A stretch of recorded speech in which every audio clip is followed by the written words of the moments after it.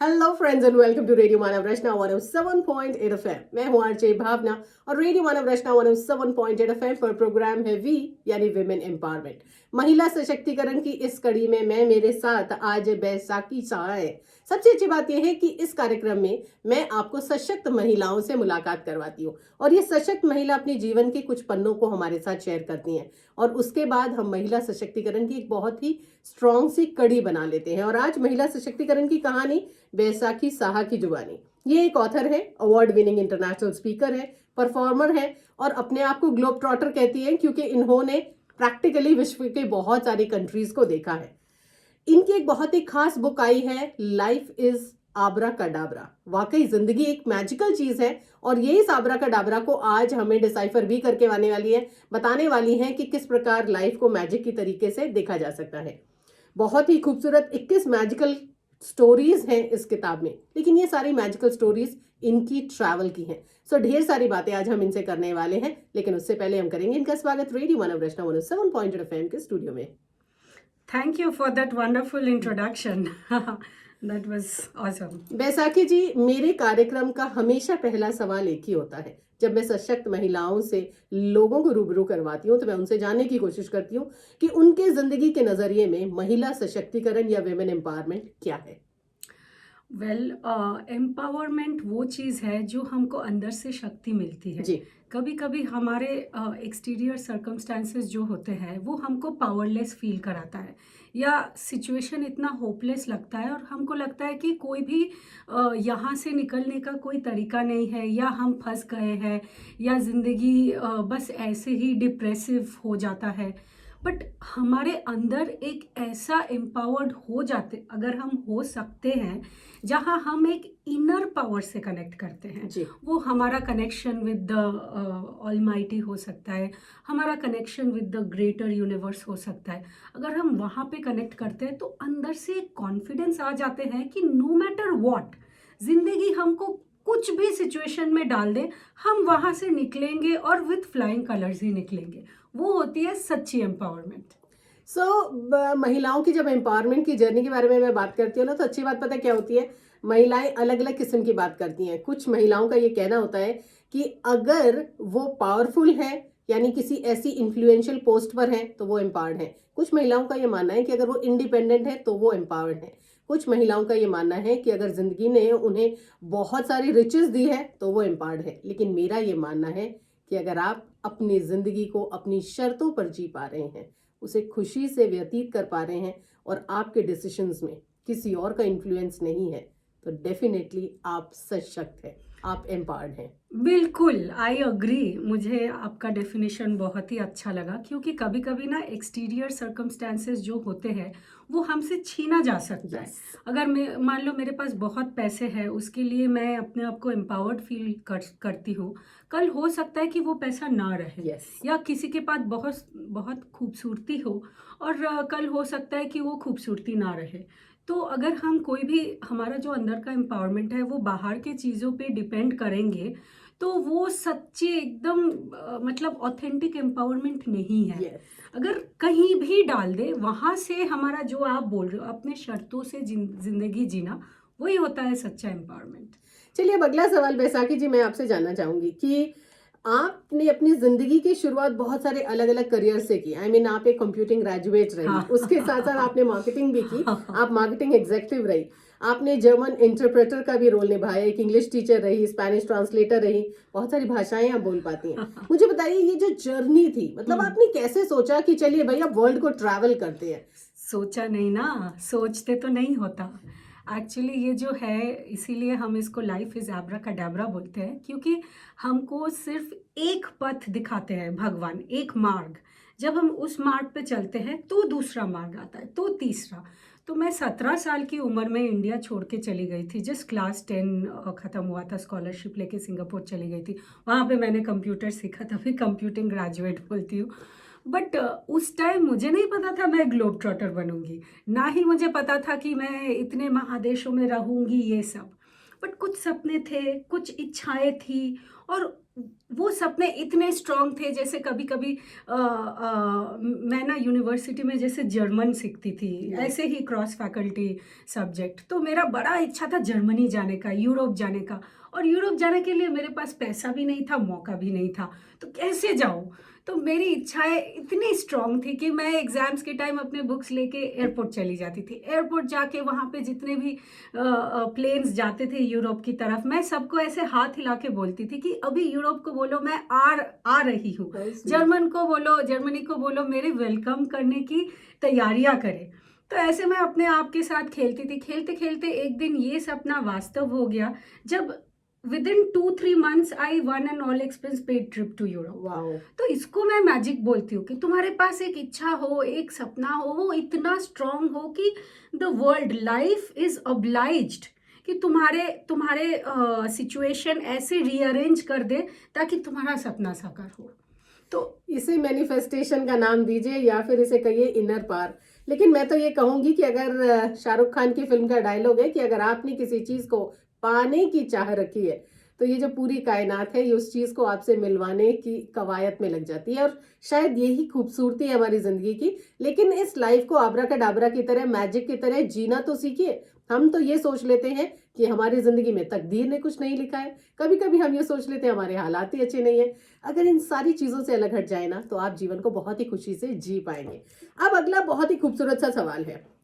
देखिए, हर इंसान दुनिया में ट्रैवल भी करता है, अपने अलग अलग एक्सपीरियंसेस भी लेता है, but when did you exactly think कि मैं इन्हें डॉक्यूमेंट करूं and I want to tell the world, because very less people think that they want to share their experience. हाँ, तो ये हुआ एक्चुअली, मैं जब अलग अलग महादेशों में रही हूँ, जैसे Asia, Europe, Africa, south America, central America, दुनिया के सबसे डेंजरस कंट्रीज़ में रही हूँ। मैं अकेली थी, यंग लड़की थी, तो मेरे साथ ना बहुत ऐसे परिस्थितियाँ हुई है, जीवन मरण सिचुएशंस आ गया, कोई चरम रियलिटी आ गया जो नेविगेट करना मुश्किल था। और ऐसे सिचुएशन में मुझे लगता था कि यहाँ से मेरे बच के निकलने का कोई भी तरीका Chance नहीं है, नहीं। मेरा मृत्यु यहाँ पे एकदम निश्चित है। बट उस टाइम कैसे मुझे वहाँ से निकाला गया, अब उसी को मैं मैजिक बोलती हूँ, क्योंकि मुझे अभी लगता है कि कोई हायर पावर है जो मुझे प्रोटेक्ट कर रहा है और जो मुझे मार्ग दिखा रहा है, अब तुमको यहाँ जाना है, अब तुमको ये करना है, अब तुमको बुक पब्लिश करना है, ऐसे ऐसे।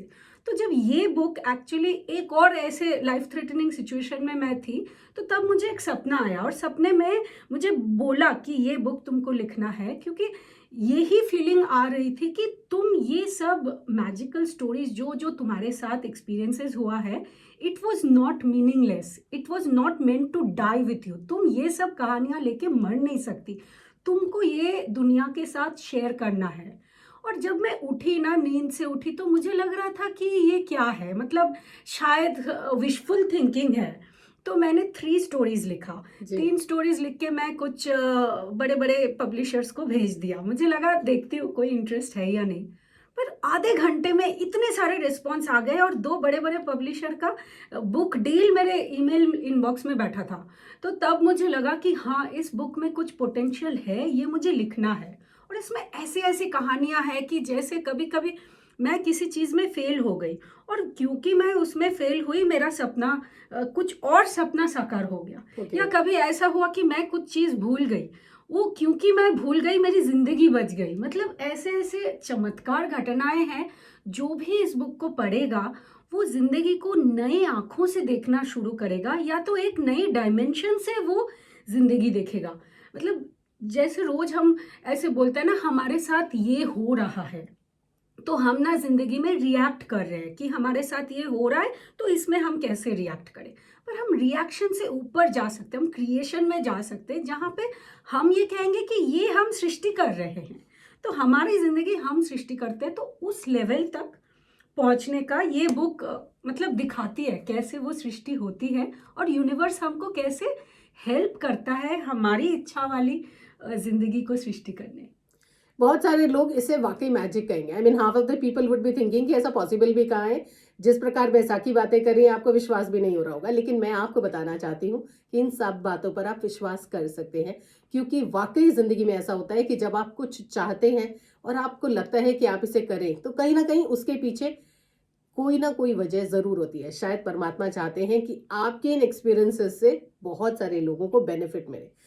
एक सवाल अभी भी है, जब भी देखेंगे ना बैसाखी जी, महिलाओं के साथ एक चीज़ जुड़ी होती है, ट्रैवल एंड सोलो ट्रैवलिंग तो बिल्कुल भी नहीं। क्यों? क्योंकि सबसे बड़ी प्रॉब्लम है महिलाओं की सिक्योरिटी। और कोई भी हमारे परिवार के, चाहे वो पिता हैं, हमारे पति हैं, हमारे भाई हैं, हमारी माएँ हैं या फिर हमारी बहनें हैं, रिलेटिव्स हैं, फ्रेंड्स हैं, सबका यही कहना होता है कि अगर आपको ट्रैवल ही करना है तो सेफ ट्रैवल करिए, सिक्योर ट्रैवल करिए, किसी के साथ जाइए। और आपने सोलो ट्रिप्स बहुत सारे किए हैं, और एक तो होता है ना अपने देश में रहना, जहां पर आप फिर भी ये सोचते हैं कि चलिए अब डोमेस्टिक है, लेकिन जब आप बाहर गई तो मुझे बताइए, क्या वाकई महिलाओं के लिए ये पॉसिबल है? मैंने किया है, मैं महिला हूँ तो पॉसिबल है। एक चीज़ मैं यहाँ पे बात बताना चाहती हूँ, ये जो सेफ्टी है ना, ये हमारे माइंड में है। जी। अब दुनिया में और भी लोग ट्रैवल करते हैं, महिलाएं ट्रैवल करती है, वो अलग अलग देशों में होते हैं, उनके वो बिलीफ सिस्टम ही नहीं है कि इनको कुछ खराब होने वाला है इनके साथ। हमारे इंडिया में बहुत ज़्यादा हम लड़कियों की सेफ्टी के बारे में सोचते हैं। हो सकता है इसलिए क्योंकि इंडिया में कुछ ऐसे मतलब डेंजरस कुछ होता होगा Yes. महिला के लिए। मैं भी वैसे ही फैमिली से आती हूँ जहाँ पे यंग लड़कियों को अकेले बाहर भी नहीं जाने देते। तो मेरा इंस्पिरेशन तब हुआ था जब मैं यूनिवर्सिटी में ये जर्मन सीख रही थी, और हमारे जो जर्मन टीचर्स थे, हमारे यूनिवर्सिटी में बहुत फॉरेन स्टूडेंट्स आते थे, और वो हमको ना जर्मन स्टूडेंट्स से मिलवाते थे ताकि हमारा लैंग्वेज स्किल्स उनके साथ इंटरेक्ट करके बेटर हो। तो उनके साथ इंटरेक्ट करते करते उनसे दोस्ती हो गई। तो वो लोग ना इतने इंडिपेंडेंट थे, ऑटोनमस जो मैं बोलती हूँ, कि कभी एक अनजान देश का सिर्फ मैप खरीद के वो उस देश में चले जाते थे, और अकेले 1-2 दिन के लिए नहीं, महीनों। तो एक बैकपैक लेके बस, और उस देश में वो किसी को भी नहीं जानते, बट वहाँ पे जाके लोकल लोगों के साथ मिल के, उनके घर में रह के, उनका खाना खा के, उनके साथ पूरा घूम के, वो वापस जब आके हमको ना पिक्चर्स दिखाते थे, तो मुझे लगता था कि ये क्या है, मतलब ऐसा भी हो सकता है, और अगर वो लोग कर सकते हैं तो मैं क्यों नहीं। तो मेरे लिए वो बहुत इंस्पायरिंग था, क्योंकि हमारे देश में ये हम लड़कियों को करने नहीं देते दिया जाता है। बट जो लड़की ये कर सकती है ना, उसके अंदर का वो कॉन्फिडेंस, और जो भी बोलो सेल्फ रिलायंस जिसको बोलते हैं, वो इतना बढ़ जाता है कि उसके बाद कुछ इफेक्ट नहीं करता, मतलब डेंजर कुछ होता ही नहीं है। मैं जो बोलती हूँ, और एक चीज़ है, हम लड़कियों का ना इंट्यूशन बहुत स्ट्रांग होता है। जैसे मैं जब अकेले ट्रैवल कर रही थी तो मेरी इंट्यूशन और स्ट्रांग हो गई थी, क्योंकि मुझे अपने आप को बचाना था, प्रोटेक्शन भी करना था, और ऐसा नहीं कि डेंजरस सिचुएशन आए नहीं थे, डेंजरस सिचुएशन आया था, बट उस टाइम जो हमको यूनिवर्स ने निकाला या हमारी इंट्यूशन ने हमको गाइड किया वहाँ से कैसे जाने का। और ये सब तभी पॉसिबल है जब हम अपने आप को वो मौका देंगे कि तुम कुछ करो। हम अगर जाएंगे ही नहीं, वो मौका ही नहीं देंगे, तो हम सेल्फ एक्चुअलाइजेशन कैसे करेंगे, हम अपने आप को जानेंगे कैसे। We have to know that we are unsinkable, unstoppable, invincible. कैसे पता चलेगा that we are our own hero, जब तक हम ऐसी चीजें नहीं करेंगे। सो एक अंग्रेजी में हम बोलते हैं the adventure of being alive. हम जिंदा तो है, पर जिंदा होने का जो एडवेंचर है, एग्जैक्टली, आर वी अलाइव, वही चीज है।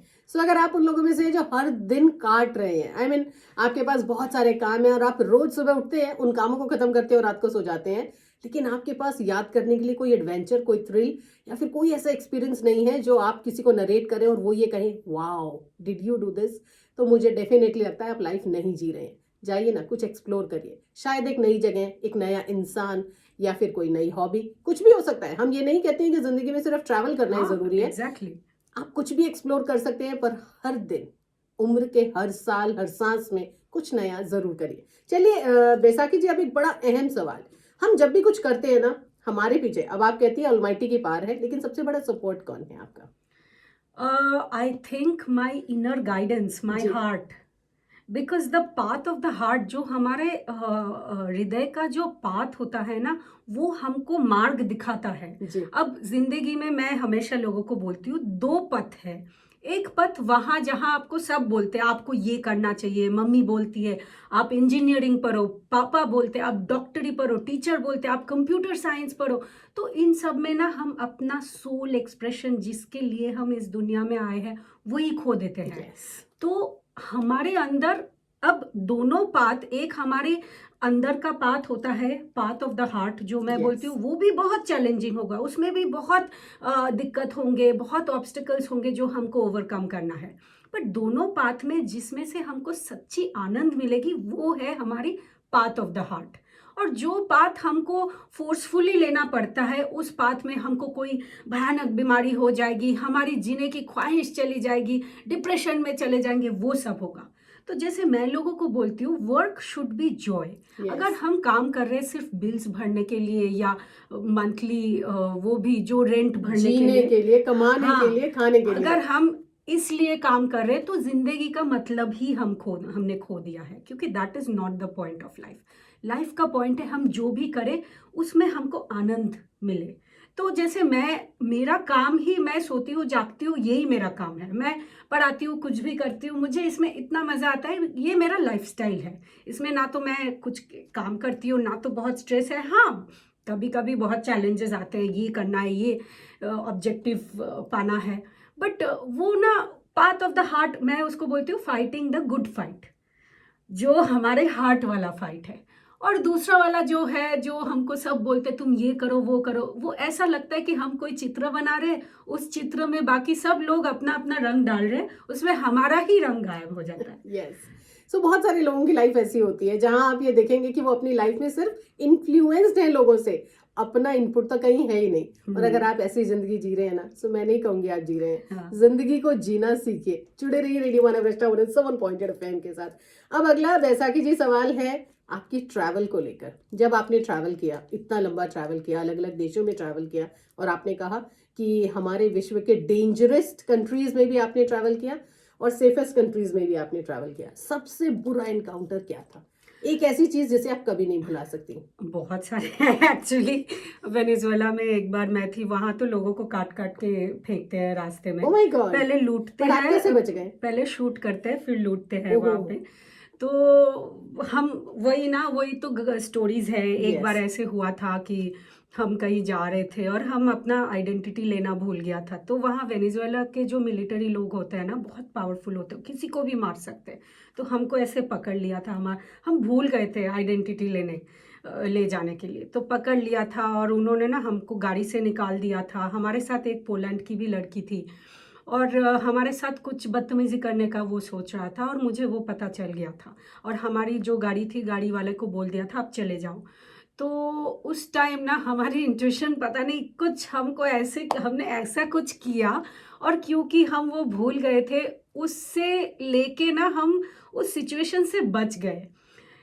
ऐसे बहुत सारे सिचुएशंस, अभी एक बार कोस्टारिका में भी हमारे घर में डकैती हो गई थी। और वो डकैत आए थे सारे राइफल्स लेके। उसमें ना उस डकैती में हमारा जो लैंडलॉर्ड था उनकी डेथ हो गई थी, बट हम वहाँ से बच के निकले। और कैसे बच के निकले, किस तरह से, वही एक मैजिकल स्टोरी है। तो हमारा जो पावर है ना, दैट इज़ फेथ। हमारा एक पावर ऑफ फेथ है कि हमको पता है कि जब तक हमारा मकसद पूरा नहीं होगा तब तक हम नहीं मरेंगे, कुछ भी हो जाए। क्योंकि इतने सारे लाइफ थ्रेटनिंग सिचुएशंस आए हैं हमारे ज़िंदगी में जहाँ पे मैं मर सकती थी, और मुझे पता था कि यहाँ पे मेरी मृत्यु निश्चित है।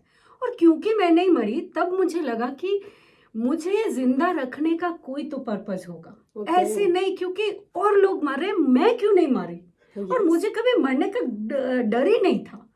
तो पता नहीं, जो भी हो, मैं वहाँ से निकल आई, फिर ये बुक आया, ये सब। तो मैं लोगों को ये बोलती हूँ, ट्रू सेफ्टी जो है इट इज़ इनसाइड अस। तुम कितना भी सिक्योरिटी गार्ड्स लगा लो, वो को मतलब गेट्स लगा लो, बॉडी गार्ड्स लगा लो, इन सब से सिक्योरिटी नहीं आती। क्योंकि जिस घर में ये डकैती हुई थी ना, वो एकदम कोस्टारिका के सबसे सेफेस्ट जगह पे था। सारे एम्बेसीज आसपास थे, प्रेसिडेंट का घर पास था, और दिन में वो दो क्या बोलते हैं, कंट्रोल्ड गेट्स था। रिमोट कंट्रोल से हम गेट खोलते थे, अंदर पूरा अलार्म सिस्टम लगा हुआ था। उसके बावजूद भी उस घर में डकैती हुई है। उन्होंने इतना सिक्योरिटी सिस्टम रखा, फिर भी डकैती हुई। तो मैं बोलती हूँ, जब मैं वेनेजुएला, नाइजीरिया में अकेले रास्ते में घूमती थी, कोई भी आके बंदूक चला सकता था, बट कुछ नहीं हुआ, क्योंकि हमारे अंदर कुछ ऐसे फेथ था, कुछ ऐसा विश्वास था जो हमको प्रोटेक्ट किया। अब आखिरी सवाल बैसाखी जी, चलिए, ये तो आपने कहा कि किसी ना किसी ने आपको वक्त पे बचाया। एक ऐसी चीज जो आप चाहेंगे हर किसी के साथ हो, एक अच्छा एक्सपीरियंस आपके ट्रैवल का, आपकी लाइफ का, जो आप चाहेंगे कि आई थिंक ये एक्सपीरियंस हर किसी को मिले because life is so beautiful. एक ऐसा कोई एक्सपीरियंस जो आपको लगे कि शायद आपको जीने की चाह जगा गया, या फिर एक ऐसा एक्सपीरियंस जिसने आपके अंदर बहुत सारा मोटिवेशन भर दिया। हाँ, ऐसे तो बहुत सारे एक्सपीरियंसेस है, बट एक चीज़ जो मैं लोगों को बोलती हूँ, कभी कभी ना हम अपने ज़िंदगी में, अपने कल्चर में, अपने सोसाइटी के जो प्रोग्रामिंग होते हैं उसके अंदर हम फंस जाते हैं। हमको लगता है कि यही सच है, हमको यही सुनना चाहिए, यही करना चाहिए। और जब आप दूसरे कल्चर में जाते हो तो वो टोटली डिफरेंट है।